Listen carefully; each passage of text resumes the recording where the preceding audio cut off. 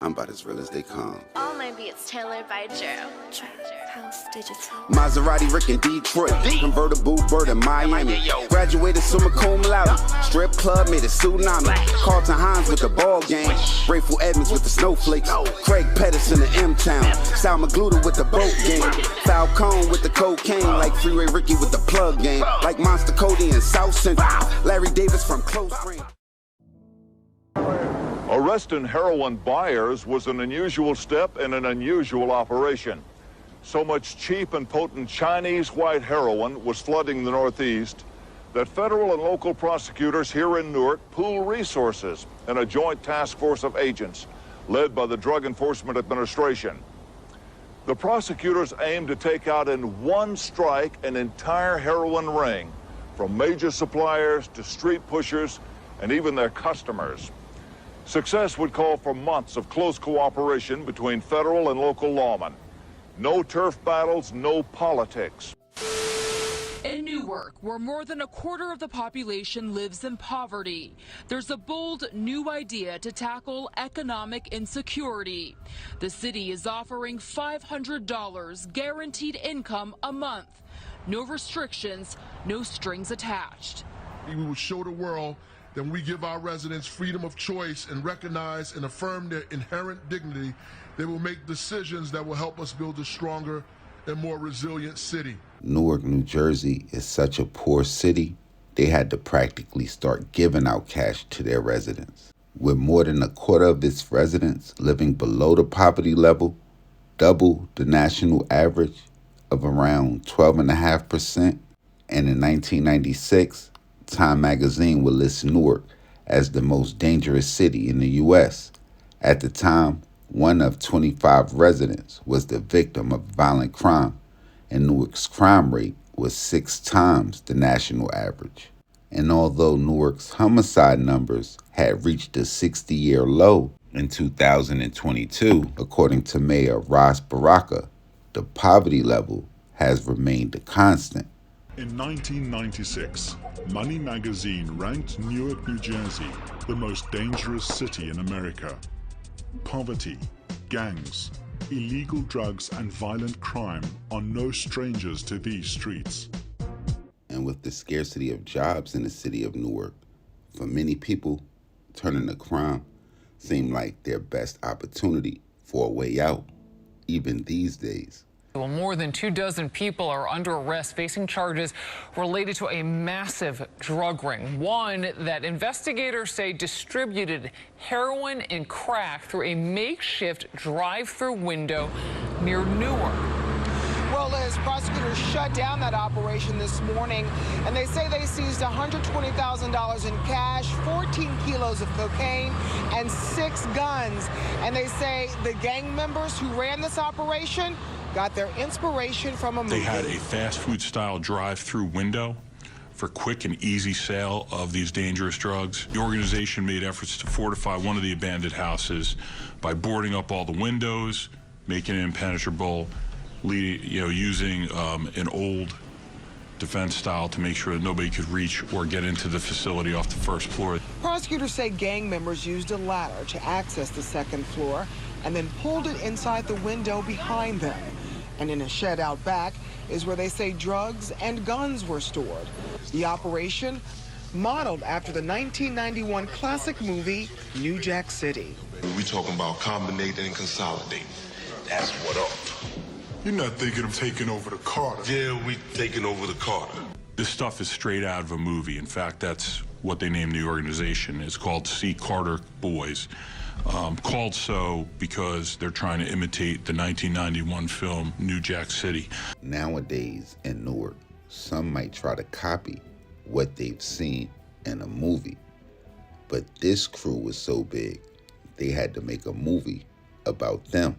And by 1997, that crew would make its mark and be one of the biggest drug gangs to come out of the state of New Jersey, led by a 20-something-year-old named Terrence Mustafa or Moo Dent, who would grow up in Newark's notorious Hayes homes. Just a few years prior, Harold Lucas would pause at the corner of Kinley Street and Springfield Avenue and point at a cluster of broken windows brick high-rises, built in 1954, trashed during the 1967 riots, and all but abandoned for years, saying, "These are the Hayes homes." Lucas, an executive director of the Newark Housing Authority, adhered to the failures of 40 years of public housing policy in New Jersey's largest city, would end his speech with, "They will come down. You can quote me on that." And it would be from the ruins of those buildings coming down where Mustafa and several friends would go on to create the Zoo Crew. Famous Zoo Crew, Terrence Mustafa Dent. Give it up for him. Make some noise for him. Yeah. My first question to you, how was it growing up in the city of Newark in the late 80s? I mean, late 70s, early 80s. Oh man, it was just beautiful, man. It was like beautiful. It was a lot of love amongst the people, man. Especially guys and girls from the projects. I'm not taking nothing from the number streets or anything like that, but it was like a certain camaraderie with the people from the projects. We all had love for one another. So therefore, when you stretch out and you go other places, you try to bring that love and show people. Right. Show people how it used to be. Want for your brother what you want for yourself. Right. So what project you from in the city? From Hayes home, born and raised. Strong shout out to Hayes. Got to give a shout out to Hayes. When I got sentenced and I told the judge, I said, "You don't understand where I come from." And let this be known, this is Donald Trump's sister, okay? She was my judge, okay? So Donald Trump's sister? Yeah, I didn't even know that. Oh, you didn't know that, but yeah, she was my judge. Okay. And when she sentenced me, she did a recess before she sentenced me. What'd you think that was for? She did a recess because she said she'd never ever done a sentencing like this with a guy of my character.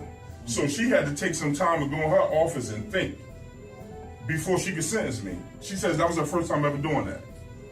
And when you mean like, when she had to think about a guy, your character, what she meant by that? Well, what she meant by was she was like, well, you grew up in the projects. This is how she was saying it to me. Tell me, yeah. You come from the projects, but you got scholarships to Catholic schools. Okay? All right. You wasn't the norm. That's what yeah. And you know what I'm saying? You grew up in the projects, and what else? She said, you smart. You started a business at 19. Right. You got several businesses by 20. Right. You know what I'm saying? She said, so I need to take some time and think about this. What made you become the person that you became? Right. And I just had to tell her. I said, it happened by accident. I didn't even have to do what I was doing. Right. My family took care of me. Right. Definitely. But when you out there with your friends, and the pressure, not the peer pressure from your friends, but you just looking at them like, oh man, I could do that too. And then you just get caught up. And that's how easy it is to get caught up. I could do that too.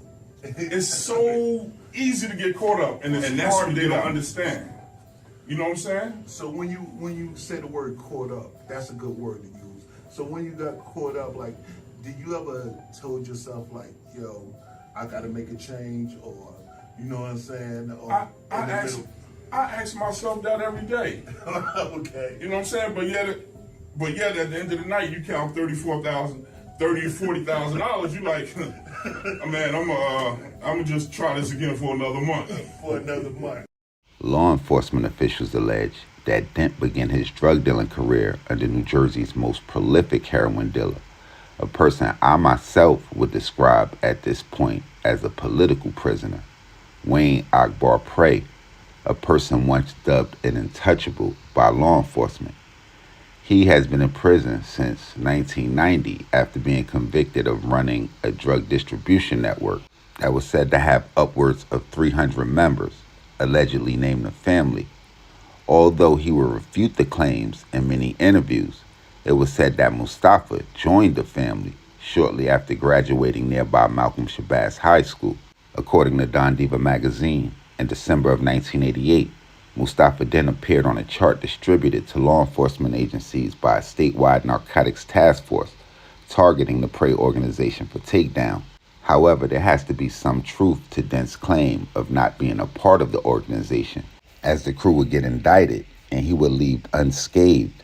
By the 1990s, Prey, one of Essex County's most notable residents, was said to drive through the city in his Rolls Royce, giving a glimmer of hope to kids that it was possible, even if they might not have known how or what he did to get it. At the time of Prey's arrest, authorities attested that his organization spanned back to the 1970s, and he rose to the top of the drug game in New Jersey. So by the early 1990s, Dent, who possibly dodged a bullet with the Prey indictment, was on the radar of several law enforcement agencies.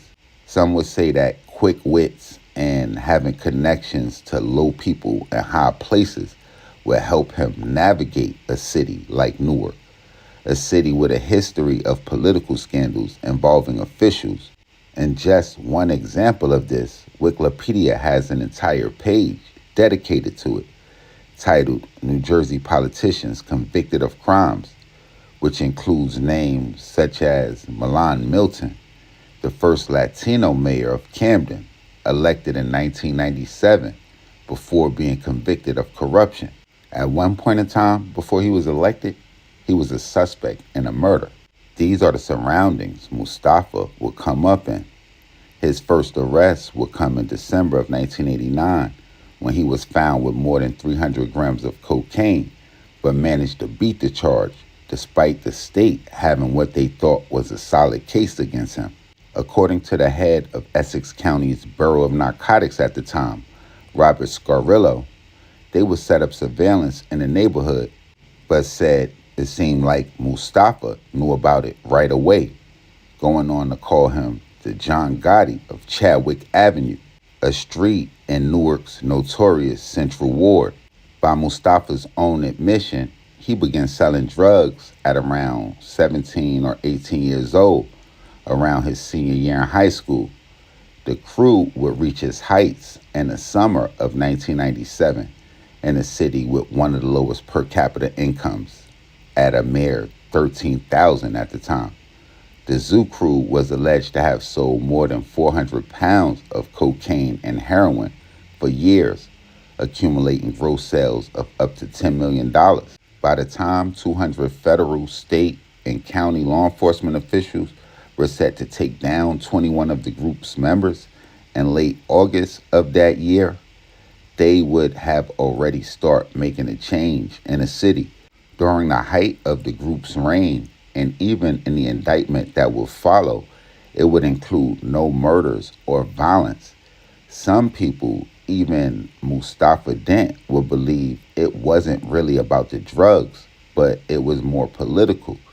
The Zoo Crew would dabble in politics several times, even joining the future mayor of Newark, Ras Baraka, and protesting things like police brutality, particularly the death of Danette Strawberry Daniels, a pregnant woman who was shot in the head by a Newark police officer by the name of Robert Leaks.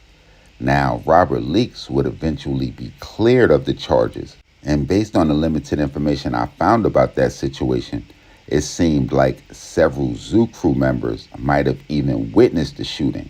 So they were aware of what was going on in their community, with several Zoo Crew members appearing before Newark City Council on more than one occasion. One of the original members of the group, Sean McCrae, a lifelong resident of Newark, is a pillar in the community where he was born and raised. McCrae is a high school hoop legend in the city of New Jersey, who also played college basketball at Caldwell University, where he would go on to receive a degree in sociology with a minor in criminal justice. And for over 2 decades, he would go on to operate the famous Zoo Crew Summer Basketball League that's based in Newark, New Jersey, which has hosted some of New Jersey and New York's most talented players. He has even spent more than a decade as the head basketball coach at Newark Central High School. After the crew's indictment would come down around August of 97, U.S. Attorney at the time, Faith Hochberg, would be accused of targeting a group that was headed by Terrence Mustafa Dent and Sean McCrae. Many local activists would believe that the arrest of the group was timed to influence the potential grand jury in the Robert Leaks shooting case, with some even saying that the DEA's targeting of the Zoo Crew was merely a favor to Newark's police, who had been angered by City Hall protests that had been led by the group. Now facing a possible life sentence, Mustafa Dent would go on the run for several months. Authorities would claim that he would set up another drug network in Virginia before he was caught and sentenced in June of 1998 in a trial that could have gotten him life based on federal sentencing guidelines like Akbar prayed before him. It was thought that his judge in the case would give him a 30-year sentence easy in a case where more than half of the people would go on to cooperate. In exchange for a guilty plea, Assistant U.S. Attorney at the time, Carolyn Murray, would agree to drop a series of other criminal counts that could have resulted in life in prison had he been convicted of them. Terrence Dent would eventually be sentenced to 14 years in federal prison on a single count of conspiracy to distribute cocaine and heroin. He would be released from federal prison in 2012, and like his comrade, Sean McCrae, he's probably out there still making a change in the city. Now, y'all make sure y'all hit the red bell and subscribe button right under this video so y'all know when this real trill spill shit is dropping. Y'all get in the comment box below. Y'all tell us about the Zoo Crew stories. Y'all been asking for this one for a minute. Want to try to give it to the people. Shout out to the whole Newark, the whole New Jersey. I appreciate y'all rolling out the red carpet. Y'all get down there, let me know what I got wrong, where we need to go to, what I missed, what stories I need to cover. All of that, tap in directly. Instagram, Twitter, POP_A_LOT. And until the next time, y'all know the verdict. Salute the almighty MOBB.